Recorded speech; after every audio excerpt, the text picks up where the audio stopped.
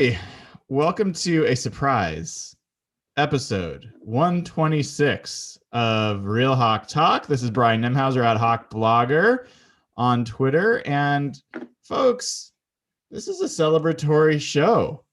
This is the reason that if you haven't already, you click the subscribe button and click the little bell so that you get notified when we go live, because there might be something worth talking about at any time regarding your Seattle Seahawks. And we may just be bored enough to come on and talk, because that's just how interesting our lives are. But there's news. And I think you all know the news. But the one, the only, the most beloved 7-reception Seahawk of all time, Josh Gordon, will be coming back to your Seahawks. And we're going to talk about it tonight, talk about what it means, how we feel about it, implications. We'll also talk about updates on the injury situation from an injury report and how that's going. But let me bring in the fellas. Evan Hill at Evan SEA on Twitter. What's up, dude? What's up, man? Today's a good day. This is a day we've been waiting for a long time. I think we have some feelings on how the NFL and Roger Goodell handled this entire situation, but it's better late than never, and I'm excited for Josh. Yeah, I thought you were talking about Cashman for a second. It threw me, but I'm never happy with Josh Cashman. Never happy with him whatsoever. I got into like a Cable Thanos wormhole the other day somehow. What's that? Tell me about it. I was watching one of his. I was like trying to explain to someone who he was and like what he does, and they're really hard to explain to someone who's like not on Twitter or like Seahawks Twitter. And then I ended up like watching like 10 of his like 2018 videos in a row. Jeff, what was your so when the person asked you who's Cable Thanos, what were like the first words that came out of your mouth? Like how did you initially describe him? I said he's like the Seahawks meme guy. Back when Josh used to make videos on Twitter. Yeah. The 2018 videos were really good. Yeah. It's tough. It's tough in a creative world to have new fresh ideas, especially if you want to have some level of quality to what you're doing, and not just go out there and do something half-assed, like do a podcast that you haven't planned any agenda for and just get on there and make it all up. Like, you want something that's quality, and I think Josh does that. So I respect. Like Brian Schottenheimer, like fart noises half the time, like quality content like that. Exactly. Okay. That takes deep thought. I know it's something that he reflects on. We know, actually, joking aside, we know how hard Josh works. He's up all night on those things, literally. He is. That kid doesn't sleep for like 30 hours straight. Yeah. It's insane. I can't do that. I'm not an all-nighter kind of guy. I'm a wake up at 3 a.m. kind of guy. I can do that, but I can't. You're lucky I'm awake right now. Yeah, no, it's so true. You've already heard his voice, but let me make sure to bring him in. Jeff Simmons at Real Jeff Simmons on Twitter. Jeff, it's been so long, man. What's happened since the last time we saw you?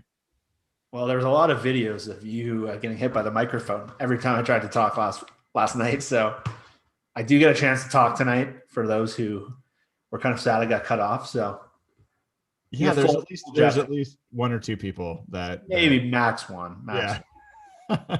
No, it's true. We give Jeff a lot of grief because he is the friendly Canadian, and he's always patient here and doesn't interrupt, and is tends to be a little bit more mild mannered than some of the other people on this podcast who shall remain nameless.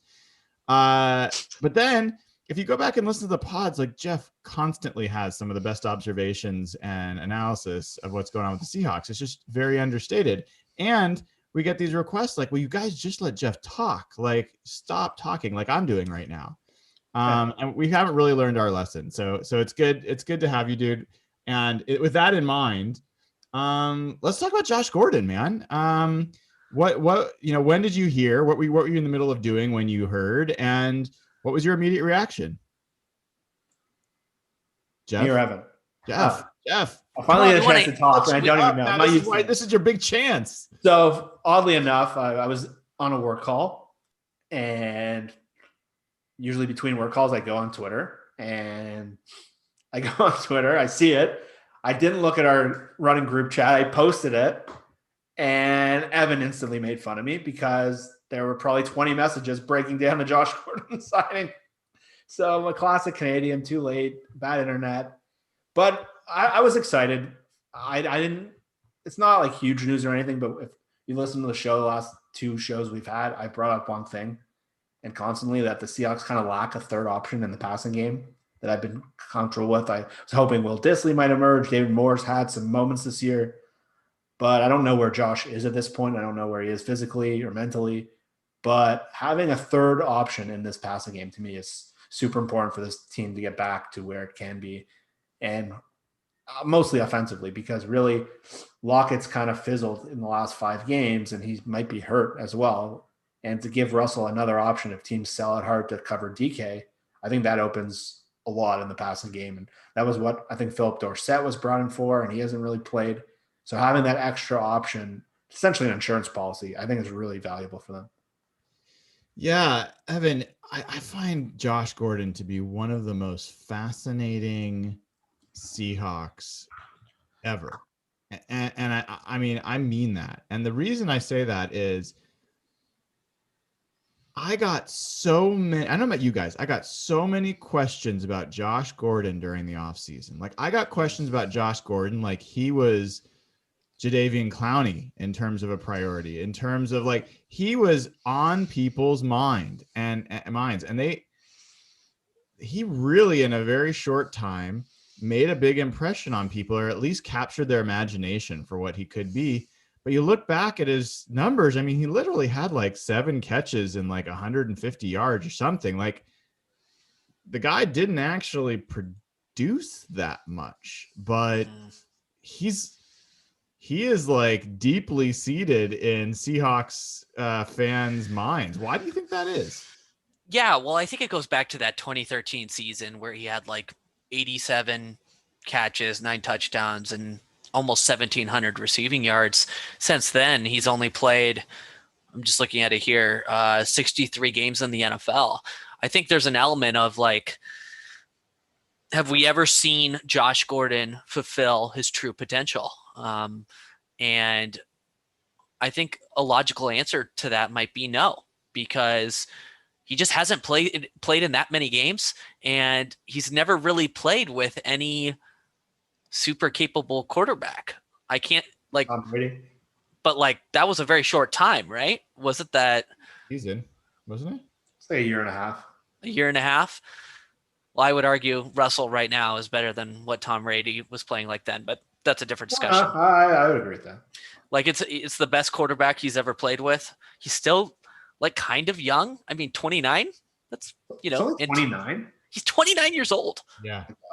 Yeah, that was kind of shocking to me today, actually, to find out. I thought he was like Antonio Brown age or something like that in 33, 34.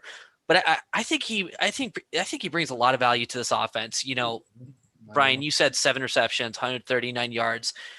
You're right. He didn't produce a lot from a volume perspective before he was suspended in week 15 of last year. But I do remember vividly discussing with you guys key moments that he came up for this offense. Yeah. Key third down conversions. I have vivid memories of these slants and these conversions. They were not, huge yards after the catch or anything like that, but this offense relied on him in big key moments. I think what Jeff mentioned about the Tyler Lockett stuff is probably something we should give more airtime to. There's been a lot of talk and rumor recently that Tyler Lockett is potentially a little bit more injured than Pete Carroll is letting on. And maybe that explains the recent dip in productivity from him. I was not impressed with David Moore on Sunday. We talked about that as a group. I don't think any of us were impressed with him. Adding a Josh Gordon to the mix as a capable wide receiver 3, how can you not love this? It's a bummer that it happened so late in the season, and I'm really upset that Roger Goodell didn't expedite this, but hey, better late than never, and good for the kid. I'm excited for him. Yeah, let's come back to the NFL's handling of this and like what role David Moore will play and And like, is he wide receiver 3, wide receiver 4? Like, well, let's talk about that in a little bit.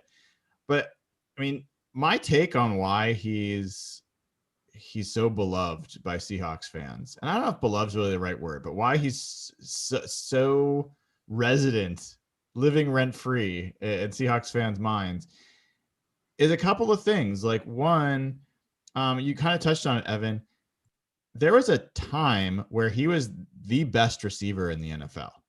Not like one of the best. He was the best receiver in the NFL. He was uncoverable. And he was going for like 160 yards and 2 touchdowns a game. Like, he was like the closest thing to Randy Moss, in the league at that time. And so I think he's shown top shelf talent. I don't think he's the same guy he was then, but I think that's exciting to know you've got a guy with that kind of ceiling, or at least that kind of talent. And then the other is having somebody with that kind of potential that's going to be playing second or third or even fourth fiddle, that's interesting for a few reasons. One, it's interesting because you're not counting on him. You're not counting on him, but he can potentially play like a number 1 receiver in any of those spots if need to for any given game and win you a football game, because he might be matched up on the number 4 cornerback. We've talked a lot about, this weekend, even the Seahawks are playing the Giants. The Giants have one good cornerback, and we're all like, I made the bet with you, Evan, last night. I think Tyler Lockett's going to go off this week because they're going to commit a lot of attention to DK. If somehow they decide to commit 2 safeties, like 1 safety to DK, 1 safety to Tyler, and they're going to double both of them, like the Bills kind of did this, right? Some other teams have tried to just really take away the wide receivers and make Russell go elsewhere. David Moore hasn't proven that he can be the guy that really punishes you for that. Josh Gordon could be. Like, you give Josh Gordon one-on-one, he's probably going to win. So I think that's another thing that captures people's attention. Like, this is not just your typical third receiver. This is a former number 1 of number 1s playing your number 3 or number 4. And that's really interesting. And I think the last thing that stood out for me, maybe not for everybody, it's pretty rare for a guy like that with that past to seamlessly accept role player.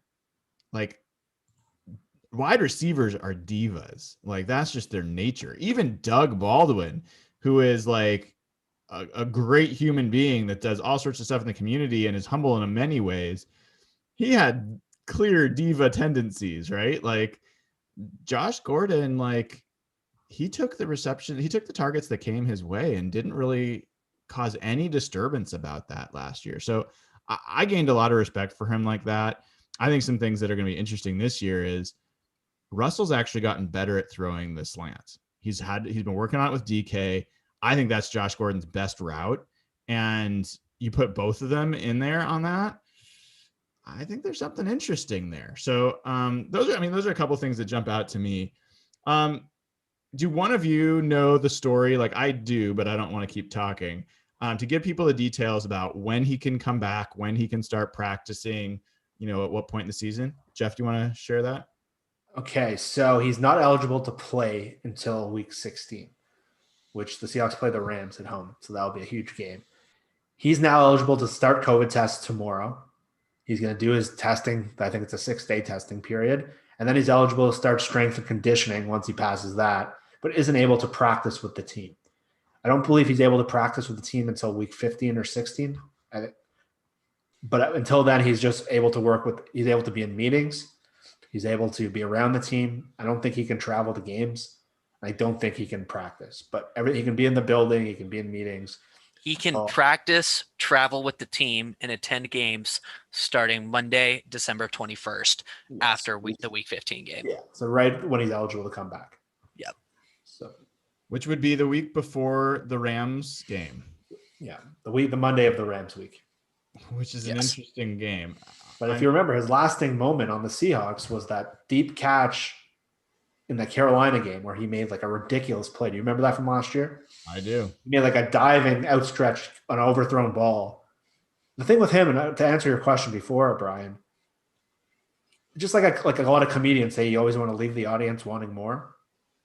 He always leaves fans wanting more because he usually gets suspended or something will go wrong like right when he's starting to get comfortable. And that's why fans are just fascinated with him. He was just starting to come into his own. He was starting to fit in, and then boom, he's gone. Yeah, and we don't have to dive too deep into this, but I do think it's important to illustrate a little bit of the circumstances of what happened last year. So this kind of came out after the fact, but Josh Gordon's brother died last year.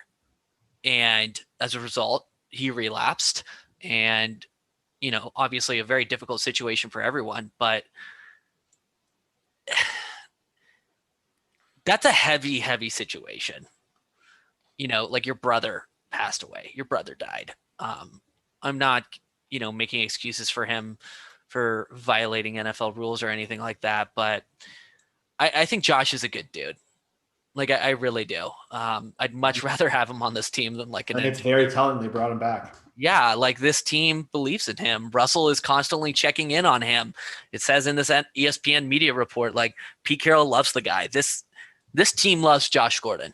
There's a bond there. They clearly care about him, and I don't know what type of person you have to be to not root for Josh Gordon to succeed here. Yeah, I think that's a great point. Yeah, go ahead, Jeff. Go ahead. Because I think the Seahawks had a similar situation where Al Woods got suspended last year. And I think the Seahawks felt burned by that. I think their response to that, who had a PD suspension versus what happened with Josh, and you mentioned with his brother, I think it's a remarkably different message and a remarkably different relationship. And I think that kind of shows why. Well, I agree with a lot of what you said. The Seahawks part for me is a little bit rings false, because they were interested in Antonio Brown, or at least like there was talk about that. And so I think the three of us are very much on the same page that Josh Gordon and Antonio Brown are very different. Like, people talk about suspensions and they're getting in trouble. Like, Antonio Brown is doing things to other people and is accused of doing things to other people and is quitting on his teammates over really ridiculous things that in selfish choices. Like, Josh Gordon is self-harming, essentially, and is an addict. I mean, he is an addict. That is a reality. And he's got mental health issues that he works through. I think people relate to that. And I think you give a little more grace to someone who's going through that kind of challenge versus somebody who is actually harming other people. Very different situation. And I think all of us are, that's why the three of us, I think, at least, don't bat an eye about the team giving him another chance. Yeah, so somebody, just to shift the conversation a little bit, somebody in the chat asked what his contract looked like.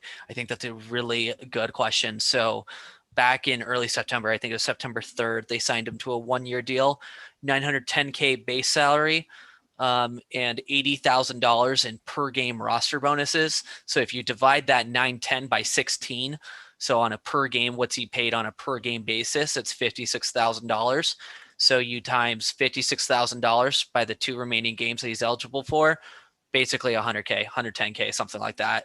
110K plus 160,000. So that's what Josh is going to cost the team in the rest of the year, $270,000 for the regular season, at least. Yeah. Yeah, I mean, it's fun to dream on this one, right, guys? Like, worst case scenario doesn't end up becoming a factor, and you still end up with the same great offense you've got and feel good about that.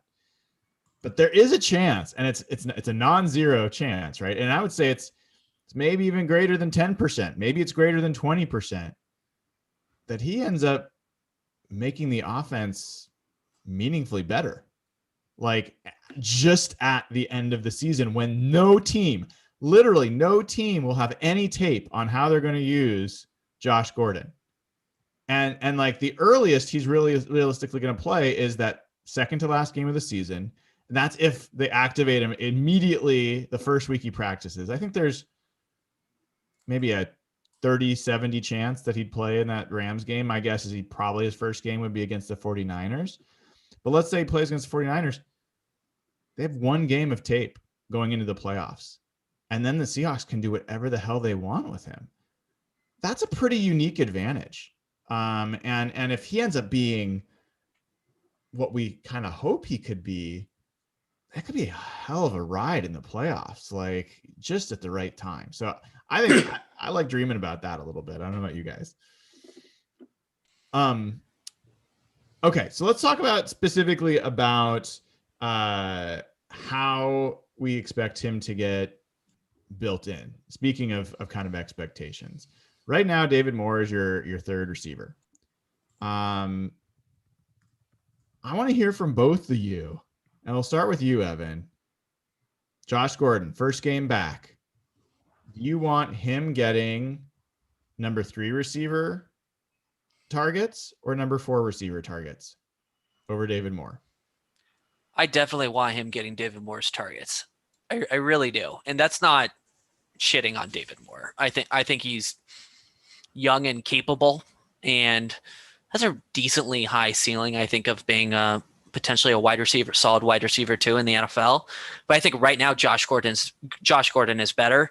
I will add that David Moore did not look healthy. And I think we talked about that in the post-game show on Sunday. He does not look healthy. I would sit him in the next couple of weeks. In fact, I would make him inactive. Maybe even give Penny Hart, because he's a receiver on this team right now, an active receiver. Penny Hart is. Yeah, I think he's at that wide receiver 4 or 5 slot right now. Yeah, no, I want Josh Gordon taking his reps. I obviously don't want him going into Lockett or Metcalf's reps, but I do think Russell and him have a bond, and their like consistent big time conversions last year just before he was suspended, I think lends credibility to that. I think Josh Gordon can come in clutch for this offense. I think we haven't seen the best of Josh Gordon yet in Seattle. And I think the best part about adding Josh, in my opinion, honestly, is the injury insurance. Like if DK were to go down, God forbid, or Lockett were to get seriously injured, you could still feel comfortable, in your wide receiver group. I think that's why he adds so much value to their position group. Jeff, how about you? Yeah, that was my point. Evan stole it. So, if Lockett gets banged up or Metcalf, and all of a sudden you have, say Metcalf gets injured prior to this news, you have Lockett, Moore, and Freddie Swain as your 3 receivers. Having Josh Gordon sitting there as a possible option is a large upgrade. That what Evan said can't be understated enough. And to add also what Evan said, David Moore had a really good start to the year. He had some big plays in that New England game, Dallas game, Miami. He had a 57-yarder. Here are his last couple games. San Francisco, 3 catches for 18 yards. Buffalo, he had basically nothing until garbage time where he had that 55-yard touchdown.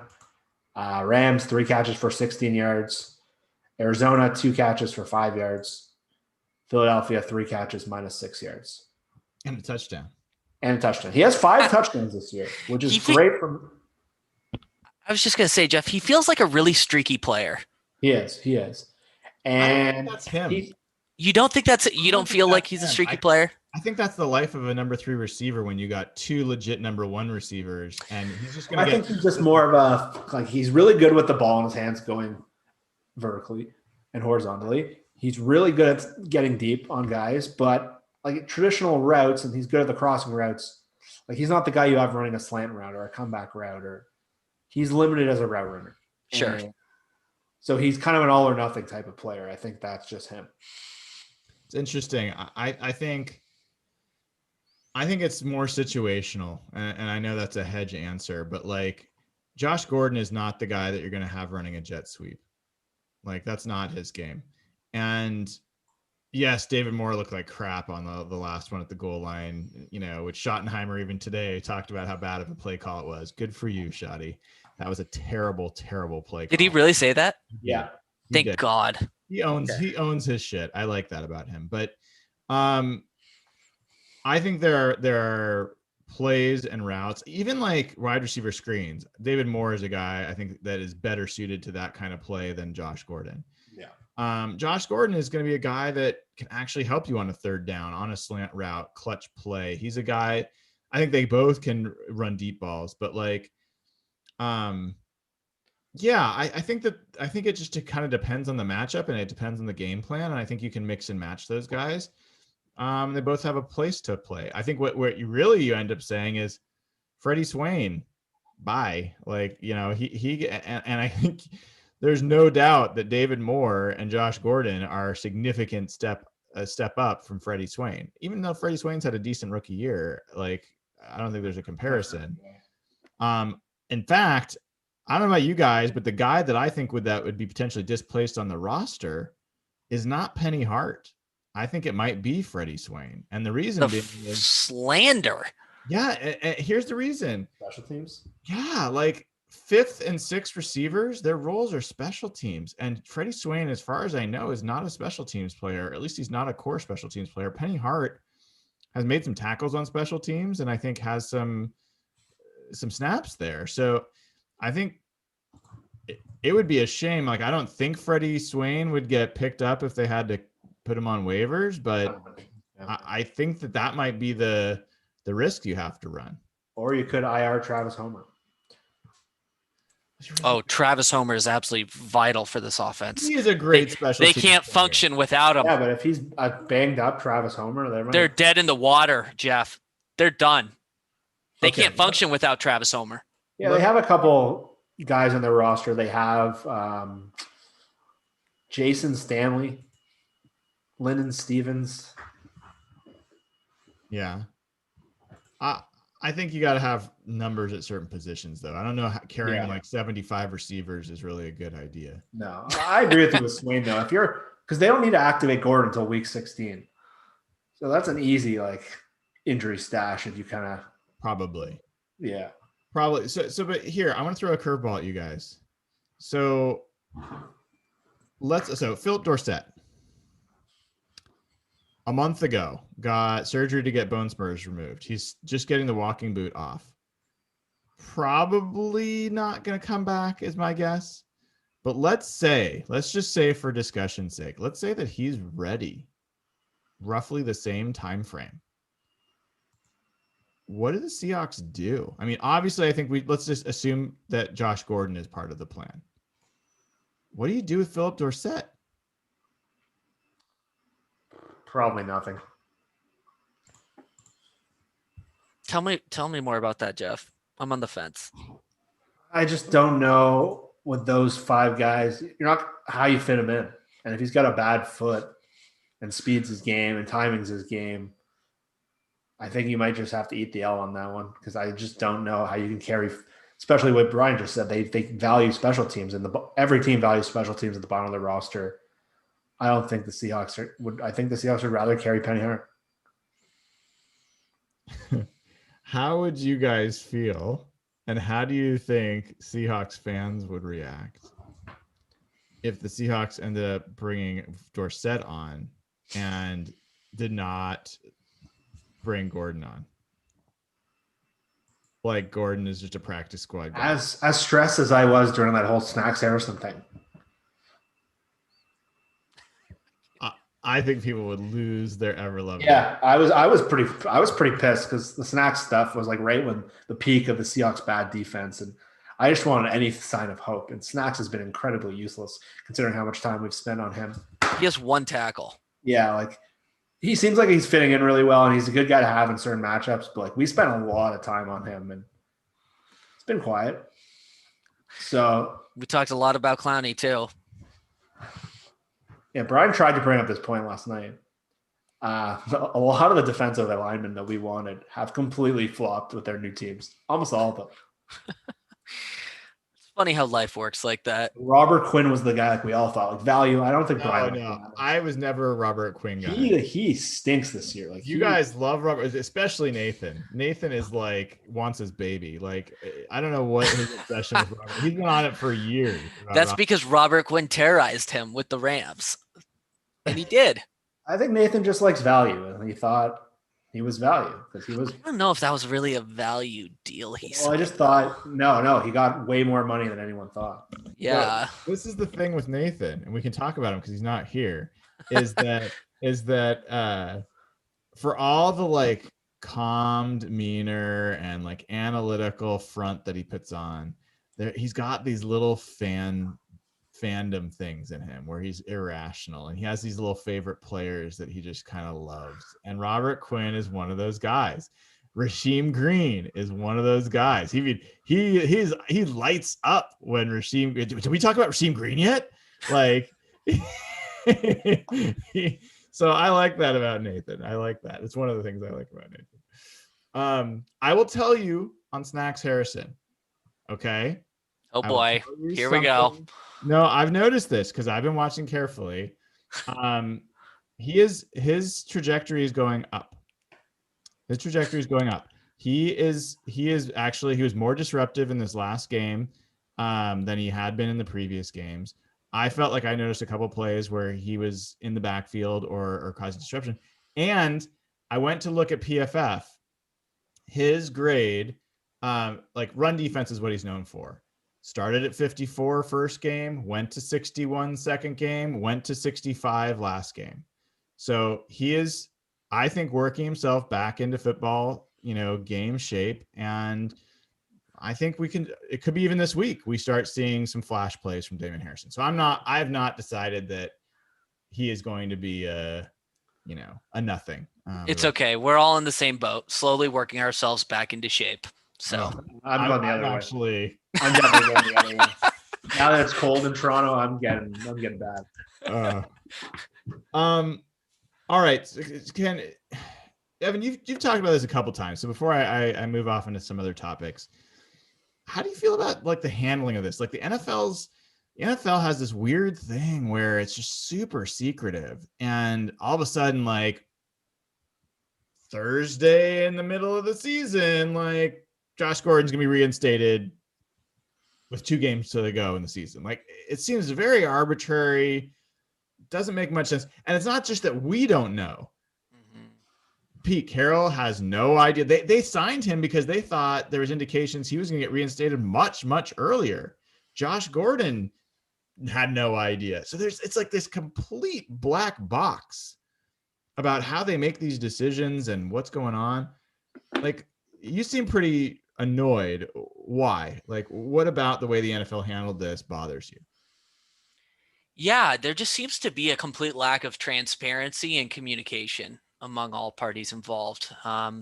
He applied. So I have a real single source of confusion, and maybe it's just a technical misunderstanding of the rules, but he applied for reinstatement it was either in June or July. Maybe it was early August, but I know it was the off season, one of those 3 months.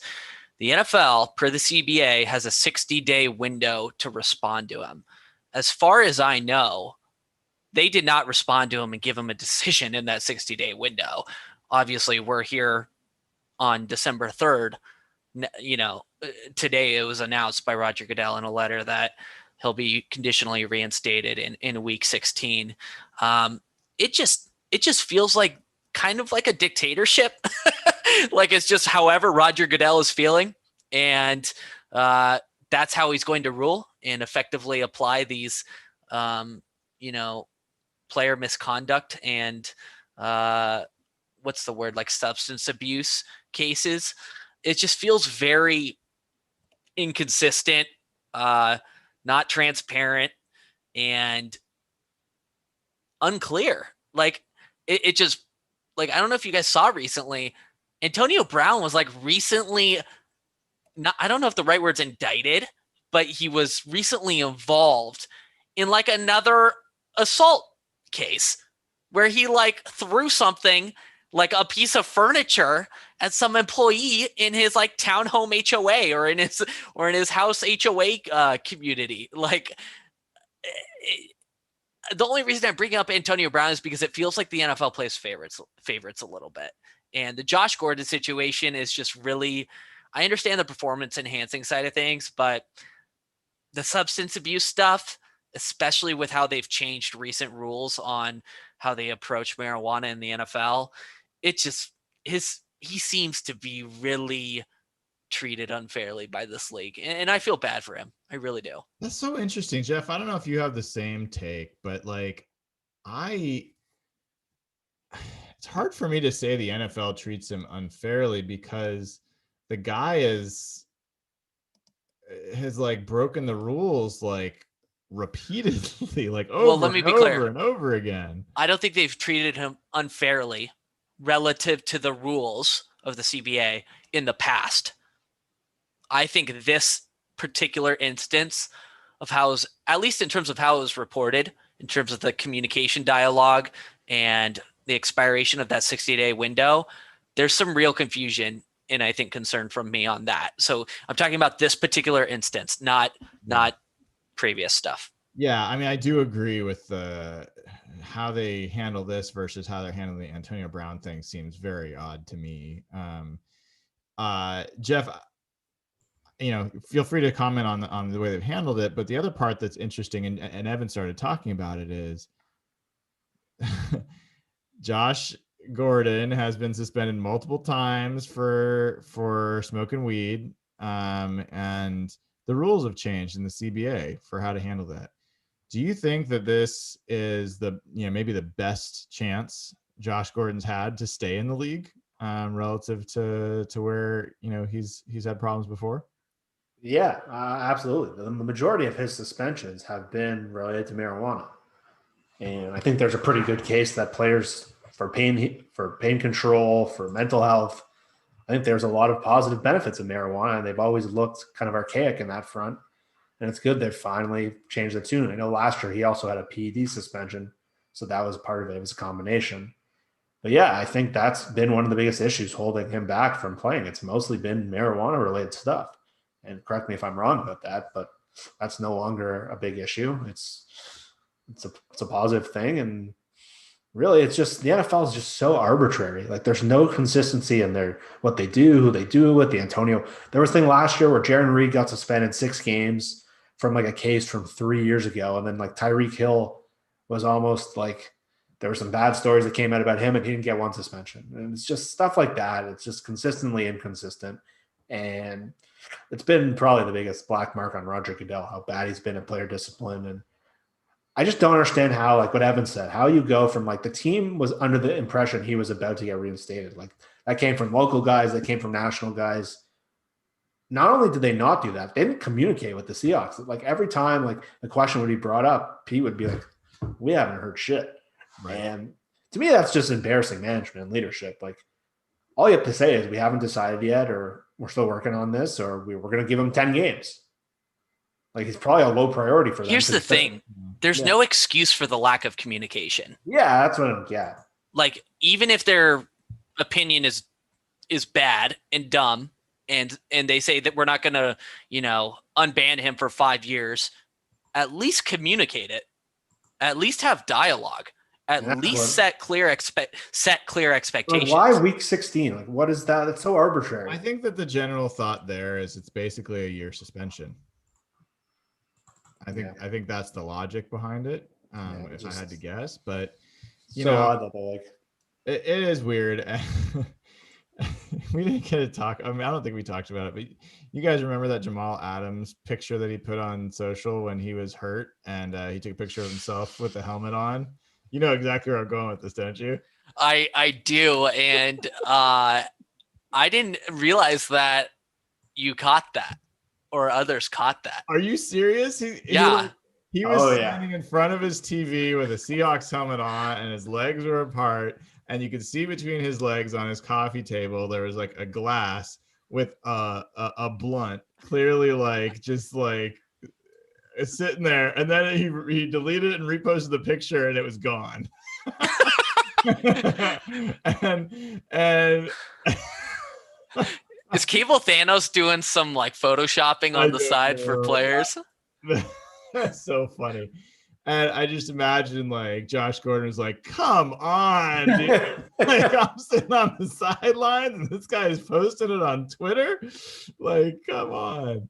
I bet they're celebrating right now over at somebody's house. But all right. I was going to talk a little bit about injury news before we kind of wrap tonight. But anything else on the Josh Gordon front,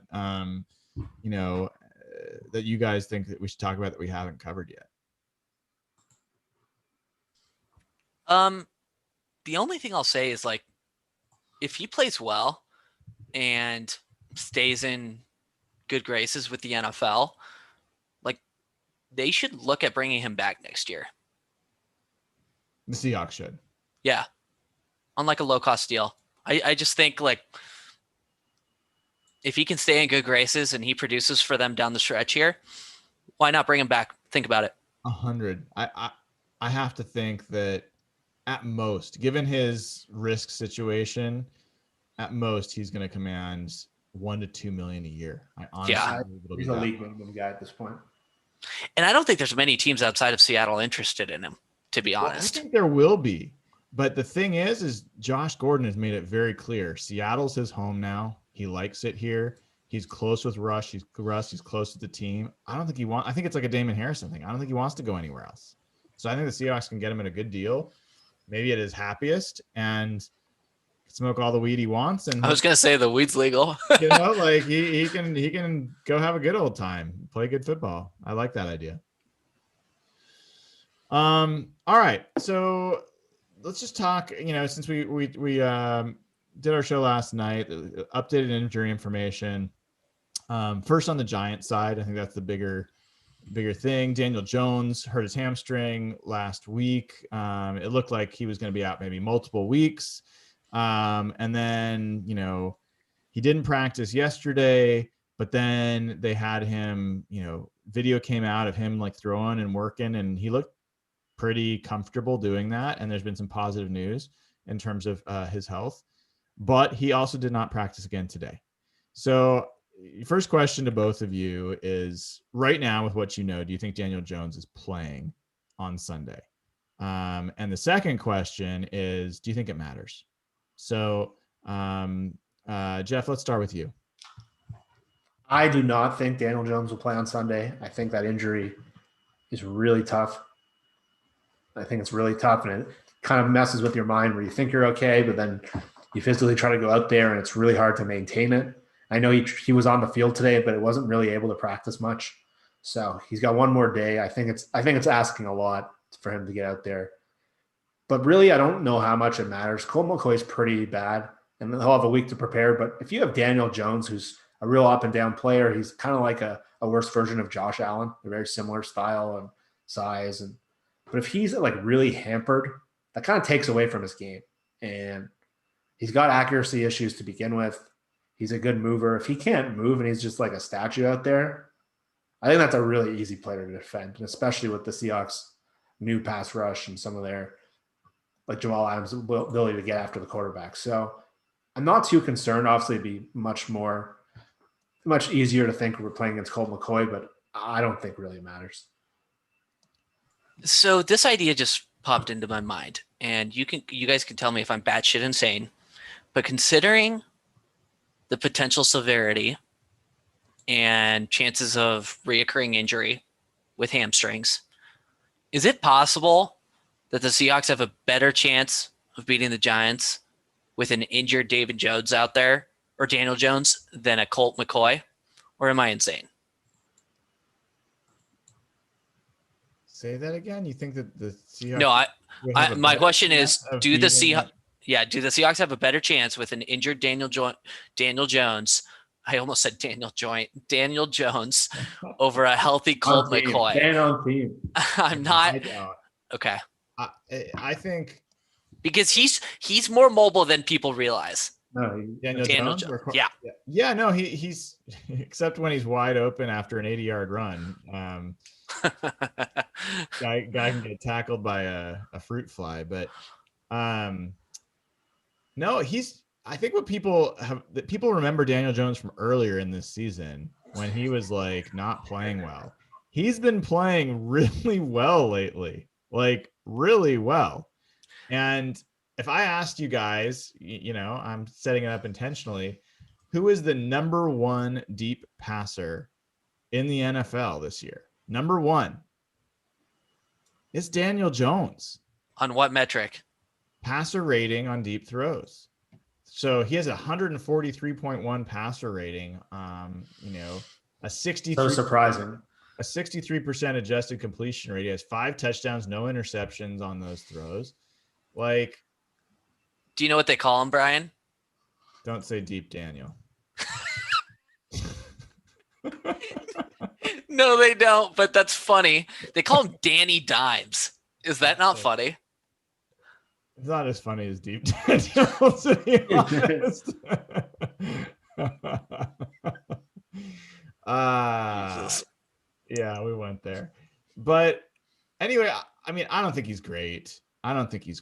But he's certainly better than he could be on one leg, and he's better than Colt McCoy. Yeah, he's just, there's a real shot that he goes, if he plays on Sunday, he could go deep into us on Sunday. Just tell. God damn it, Evan. Is that not wrong? It is wrong. It is wrong on multiple levels. But anyway, I don't think he's gonna play. I don't want him to play because I really feel like if he doesn't play, the Seahawks have, I think, a better than 50% chance of blowing out the Giants. And and I don't say that lightly. I said it last night. I'm doubling down. I think this game could be a laugher, and I would be so down to watch just a Seahawks comfortable victory. And so I don't think he's going to play. I hope he doesn't play. I think it matters, but I don't think he will. As far as the Seahawks injury news, we talked about Carlos Dunlap. Sounds like decent news. Doesn't sound like a serious thing with his foot. He has not practiced either day. I don't think any of us expect him to play. Are we all aligned there? Right? I don't think it matters that much. I mean, I think it would definitely be great to have him, but I don't think he's going to play. A couple other folks though, that are of note. So Chris Carson,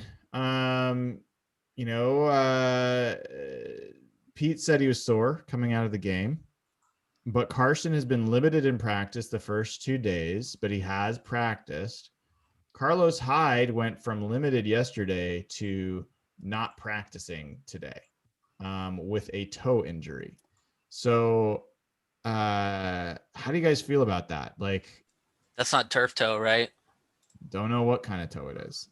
It's a toe. He's got a toe. That's how they say it. He's got a toe. Do you guys know what turf toe injury actually is? Oh, dude, it's not good. I learned about this like last year. I thought it was like, oh, they got like a bad scratch or some shit on their toe. No, it's disgusting. It's horrible. Look it up. Yeah. That's a really good advertisement for looking it up. It's horrible. It's awful. Look it up. Go like look. Food stuff. Have a bite. Oh my gosh. But yeah, I think it looks like Hyde won't play.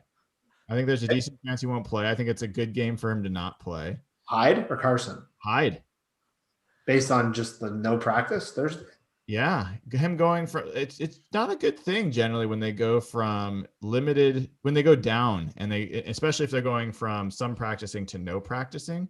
Yeah. I don't think that's usually a particularly good sign. We'll see tomorrow, but I don't think this is a game where the Seahawks should run very much.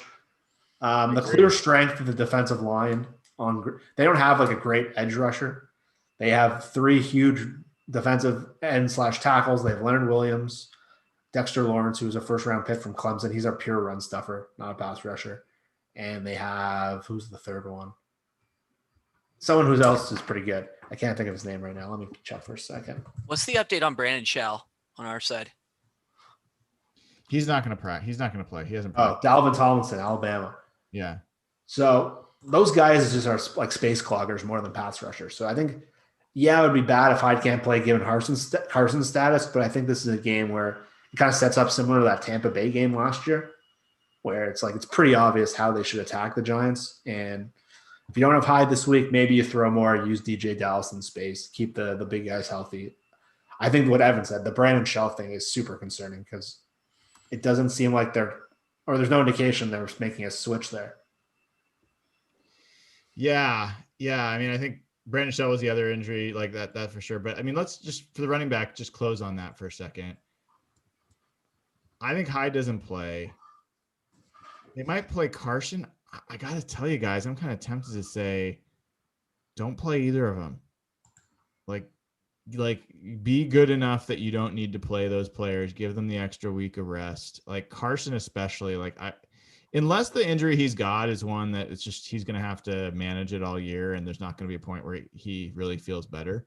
But like, I would just sit Carson too and see what you can do with DJ Dallas. I don't know. Do they have any call-ups left on Alex Collins? I don't think so. I think they'd have to activate him. I would burn him even. Like sign him and then have to cut him or whatever. Like, who cares? I would do something like that this week. Travis Homer's not going to play. Again, you can IR Homer and bring him back in 3 weeks. Yeah, that's an interesting. That might be the play. That might be the right thing to do. That's an interesting idea. Yeah, I don't know. Did you guys agree? I mean, would you want them to sit Carson? Even if Dallas was your guy? Yeah. You want him for the playoffs. You want him as healthy as possible. You're going to need him on a run if you're going to make a Super Bowl run. The Giants are better defensively than people think. They play really hard given their limitations. So this game might not be super easy on the offense, but again, you have to think long-term and you have to think big picture. Winning this game is not nearly as important as having Carson ready for the playoffs. Yeah. So a couple other injuries and then we'll wrap up tonight. But we already talked about Brandon Shell. I'm braced to see another week of a boy I have a feeling they're just going to tell themselves he's just getting his feet under him and give him another week. And I think he's going to look like crap again. I have no confidence that guy's got upside. I think he's a less talented version of Jermaine Ifedi. Like, I think he's really bad. So I'm not happy about that. But Brandon Shell, as far as I'm concerned, he can miss next week too against the Jets. Like, take all the time he needs as long as hopefully he's back for the Rams game. That would be nice. If he can be back. But the Washington game wouldn't be bad either, given that. No, you need him for the Washington game probably. And then the other one that I want to talk about though was Trey Flowers.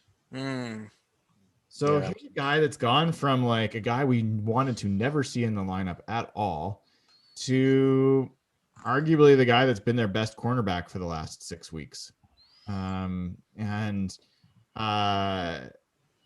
He is looking like he's not going to play. He has missed the first 2 days of practice with a hamstring injury.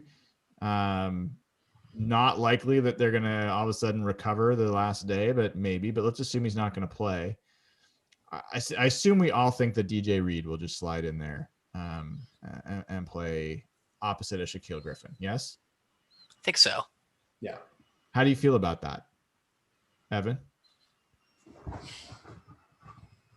I'm somebody who's been pretty excited about how Trey Flowers has played recently, but I'm not sure going down to DJ Reed for one game is a significant drop-off. It might be, but I'm just not convinced of it yet. Jeff, am I being too optimistic or? No, DJ Reed got snaps at outside corner when Shaq was out, and he's been prepared for this. And the 3 receivers they're playing are kind of smaller, faster guys, so that kind of fits more Reed's game anyway. Mm-hmm. And the 3 receivers are Shepard, Tate, and Darius Slayton. They don't have that big body possession guy.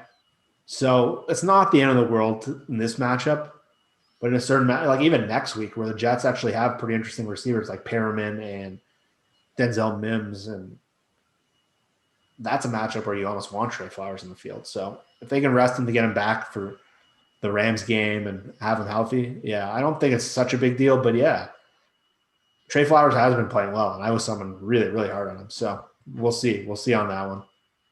Yeah, I mean, honestly, I feel like they could play Lyndon Stevens against Colt McCoy. I don't think that's.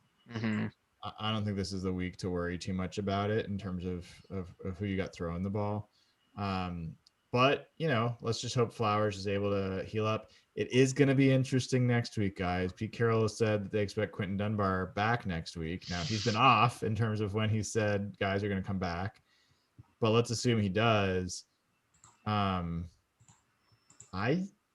can't say for sure who's going to be the starting corner when both of those guys are available. Trey's played better than Dunbar. I mean, does Dunbar deserve a starting spot right now? Like does he deserve it? I think he has to earn it too. Like, I don't think he's clearing Brian. I don't think he's clearing in a way like the best option there. Because not only was he banged up, it didn't seem like he was playing the scheme very well, which is what Pete has kind of alluded to. Those comments were concerning. Yeah. I can't get over that. He seemed to be upset with how he was, like his aggressiveness off the line and his press technique. And it seemed like he was kind of guessing out there. And I think until he kind of figures that out and the health, I think he's got to earn it. Yeah. My gut is he is a better corner than Trey Flowers. Yeah, I agree believe that to be true. And I saw some signs from him early in the season. He was doing things in terms of anticipating routes and breaking on passes that honestly neither Shaquille nor Trey have shown that they can do. So I think from the sense that like turnovers have gotten a little bit hard to come by lately. And anybody you can put in the lineup that's going to help you take the ball away, to me, is a pretty big factor. So even as bad as Quinton Dunbar was the last time we saw him, which was abysmally bad, like really, really bad, I still would, if he's healthy, I would want to see him rotating and getting reps. I would, that's how I would handle it. I would literally rotate series to series or every few series, Flowers, Dunbar, and kind of just see how those guys play, and go from there. But it's cool. I mean, we've all talked about this in the chat. Number one priority in the offseason, for next offseason, is cornerback. Mm-hmm. And part of that's because of the contract situation. But for right now, the Seahawks, they don't have like the top shelf, like shut down, like this guy's amazing Pro Bowler. But they've got 5 guys that you feel comfortable playing. Am I like Shaquille Griffin, Trey Flowers, Quinton Dunbar, DJ Reed, Ugo Amadi, right? Like none of those guys are like disasters in my mind. I think Dunbar has to prove that I put a lot of it on injury. I just don't think he's that bad, but I think there's a legitimate case, a legitimate argument you can make that with the way Trey Flowers is trending pre-injury, he deserves to start when he's healthy. Yeah, I think that's fair. I do see your point, Brian, though. They really don't have a corner with great ball skills. And that's what made this defense so good in its prime, just like how easily Sherman could take the ball away. And finish his thought. Sorry, Jeff. Yeah, it's just Dunbar, like in that Patriots game, he swung the game with like he almost picked off a pass early. He was a former receiver. His anticipation and ball skills are way further along than any other corner, just proving that he can handle basic comeback routes, and those basics were crushing him this year. Yeah. Which game was it that Trey was thrown like a ball directly into his chest and it just like went up in the air? Do you remember that play? Was that the Patriots? Not just go up into the air. That is not what happened. It landed in his belly, and then he kicked it to the receiver. I think it was a Dolphins game? For like a 17-yard gain. Oh, that was so painful. That play, I never thought I'd recover. What about that?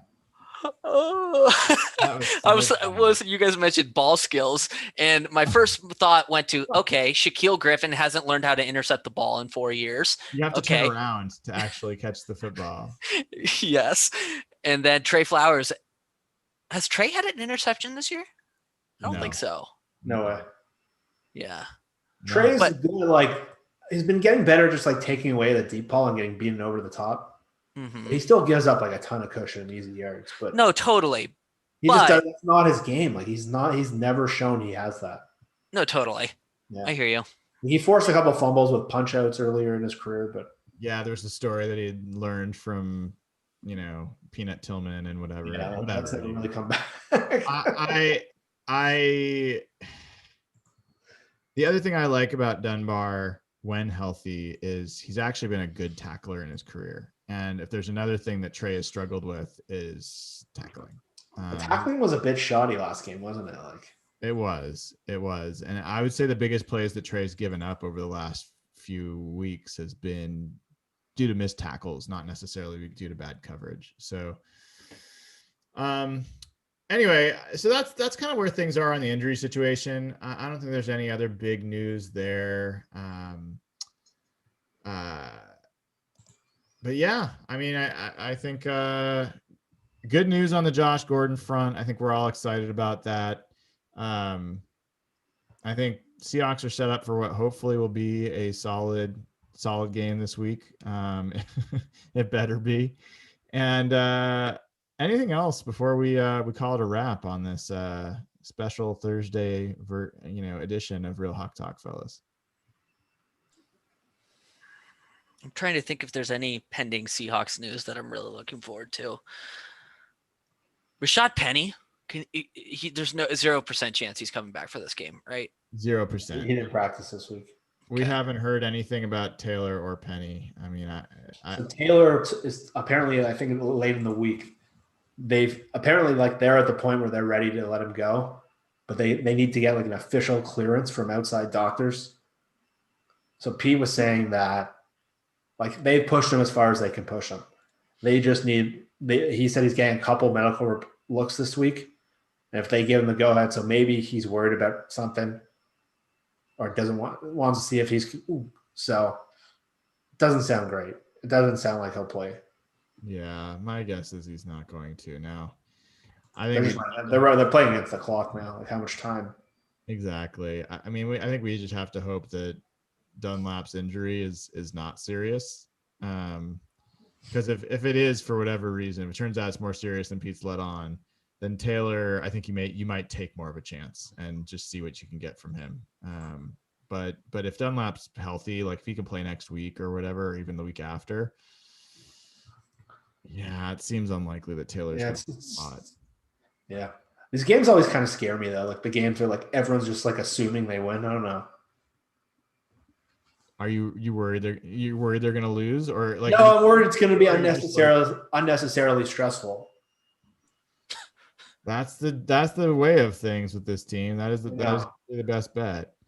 But the ways that would happen would just have to be Seattle would have to really shit the bed. They really have to they haven't done that much this season where they've just played really poorly. The Bills game. Rams and Bills games really.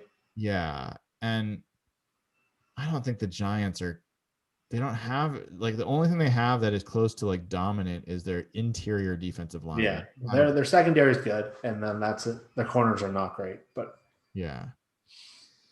You're right. I'm probably just have too much anxiety right now. All right, guys. Let's call that a night, a wrap. Thanks for jumping on. Thanks for everybody that came on. Always great to have hundreds of Hawks fans coming together talking. And if you want to keep the conversation going, patreon.com/hawkblogger. Head over there right now. $5 gets you in, or sign up for a year, get a great deal on doing that. And like we said before, it is a perfect holiday gift. Get someone access that loves the Seahawks. Get them a part of the community. They'll love it. We'll be happy to have them. And click subscribe. Give us a like if you haven't already for the video. We'd appreciate it. And we will be back with you guys all Sunday afternoon. I will tell you, I'm playing with fire. I have started to try to play a round of golf before Seahawks games on Sunday. So I'm going to try to get a round of golf in prior to a 1:00 kickoff. And these are two things I love almost equally right now. And so it will be, if I'm coming around to 18 and I'm worried I'm going to miss the kickoff, I'm going to have a very hard decision about whether I start watching it on delay or whether I just cut and run and skip the 18th. But we will talk to you all soon. It's great to see you tonight. And with that, go Hawks.